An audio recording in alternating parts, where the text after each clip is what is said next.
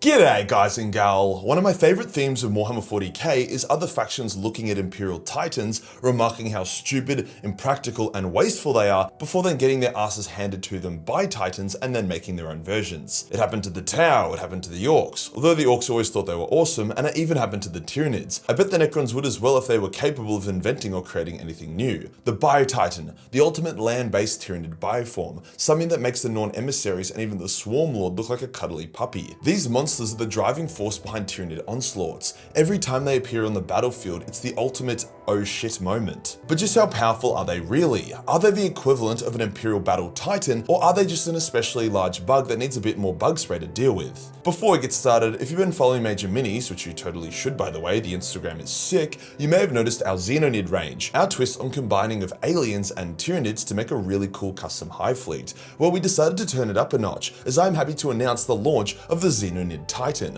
one of our largest, most detailed Major Minis to date. This thing is incredible. It scales up to the size of an official Bio-Titan, has a plethora of weapons attached to its sides, and a wicked tail. It's literally a walking bioweapon platform, towering over your Xenonid force. All of these models instantly qualify for free shipping. We also have our pre-painted service still going strong. Check out some of these awesome paint jobs we've done already. New slots have also just opened, and while the Titans aren't currently options for it, the other Major Minis are. We have the cheapest prices for the best quality. Awesome if you aren't a big painter but love some of the Major Minis. Link to everything is below. Today we'll go over the Bio-Titan, really focusing on just how powerful they are, but also diving into their wider lore. Let's get into it.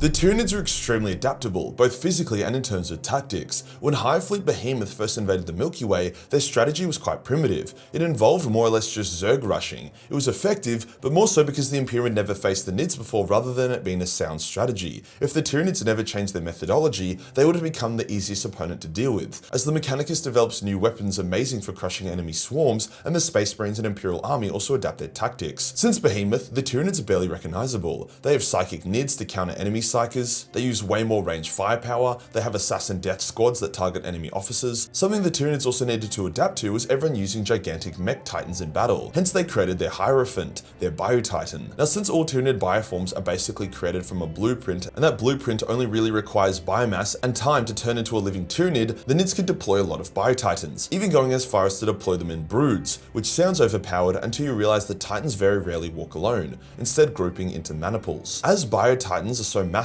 and the Nids are happy to spend the extra effort on them, they have an obscene amount of special gadgets, abilities and weaponry. Its heavy hitters are its biocannons, akin to the volcano cannons, but with overall less punch. They fire a huge clump of acidic, venomous maggots that can chew through metal, flesh and almost anything else. They would be super effective against an enemy Titan if that Titan had lost its shielding, but I don't see how it would do much to avoid shields themselves. Now a big issue Imperial Titans have is when enemy infantry or smaller units get underneath them. They can no longer fire at them and have to rely on turrets placed around their knees and dick and shit, or just try to stomp them like ants. This is why Titans are usually accompanied by Knights or Scutari cohorts. However, the Bio-Titans solve this by having a bunch of big barbed tentacles on its underside that can lash and stab out at enemies that get underneath it. Not to mention, by virtue of it being a Tyranid, it will have a swarm around its ankles. Bio-Titans are vicious in melee, with their massive claws, pincers and even large jaws. Their biology makes their movement less predictable than a god machine, as well as a lot faster, so I imagine they would have a large advantage in melee, especially as that would allow them to bypass the enemy's void shielding. Something else that's pretty cool, the Bio-Titan can excrete an extremely toxic gas from its armor plating in a small area,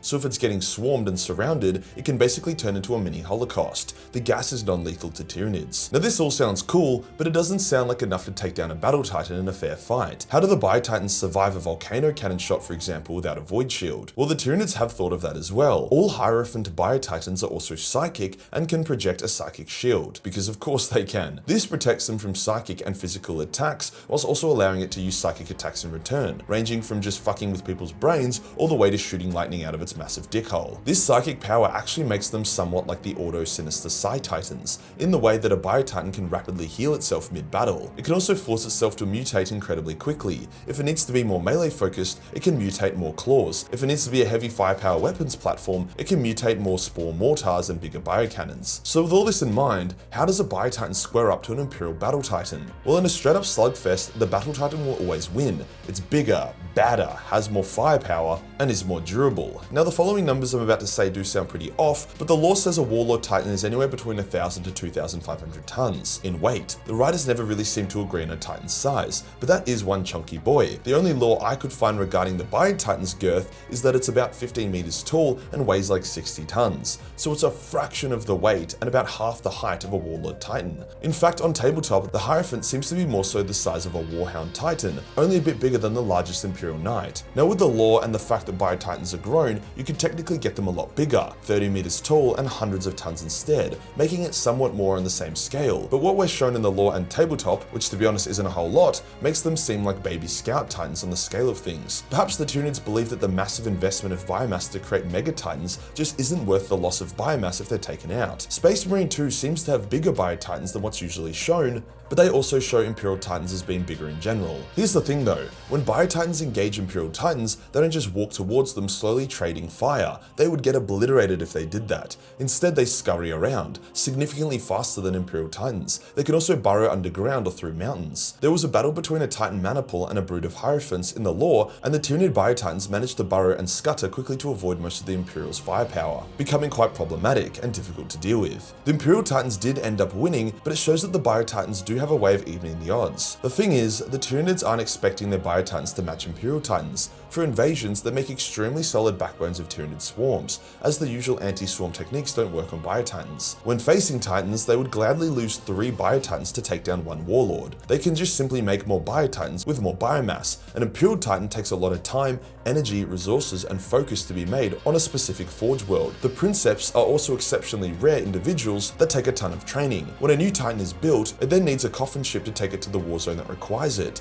Long story short, the loss of an Imperial Battle Titan is a huge L. The loss of a Bioid Titan is just a Tuesday. However, the Hierophant Bioid Titan isn't the only Titan in the Tyranids roster. It would be amiss of me not to mention the Harridan, the flying Tyranid Dragon Titan. Harridans are almost as big as Hierophants and have a lot of the similar features, such as massive claws and biocannons. Dozens of gargoyles will often hold onto a Harridan and then deploy from it like a swarm of mini fighters. Harridans are exceedingly rare, however. They don't seem to be psychic, so have no shielding, so would get shredded up by ships or anti-air weapons. They're also pretty slow and rely more on the fact that they can twist and turn like a snake with wings to avoid enemy fire, which doesn't really work since they're fucking massive. I could see a combo of a Harridan and a Hierophant being a nightmare to deal with for an Imperial Battle Titan, as they'd have to focus on attacks from both the ground and air simultaneously, but these days, pitch battles between only Titans is a rare affair. The trauma of the Titan death at Beta Garmin still haunts the memories of the Titan Legios to this day. So just how powerful is a Tyranid Bioid Titan really? On the scale of things, not that powerful. I could see them being able to take out low-level Gargants pretty easily, but anything bigger than a Warhound Scout Titan would just stomp them in most situations. Elder Titans would also wreck Bioid Titans since they are highly mobile as well. The one strength the Bioid Titans have over the Imperial Titans is speed, so the Elder don't have to worry about that. The thing is though, the Bioid Titans are not made to be stronger than Battle Titans or to match them. In fact, they are more effective when there are no Imperial Titans present. The Tyranids mass produce everything and win with overwhelming force and numbers, including with how they go about their Titans. Even just using Hierophants to tie up Imperial Titans while the main swarms achieve their objectives is enough. If you enjoyed the video and you want to support the channel, then pick up the Xenonid Titan, or any of the other Titans, or major minis, including from the pre-painted range. Hit the subscribe button and hit the real subscribe button for more Titanic content. Join Let's Go for more memes and I'll see you on the next one.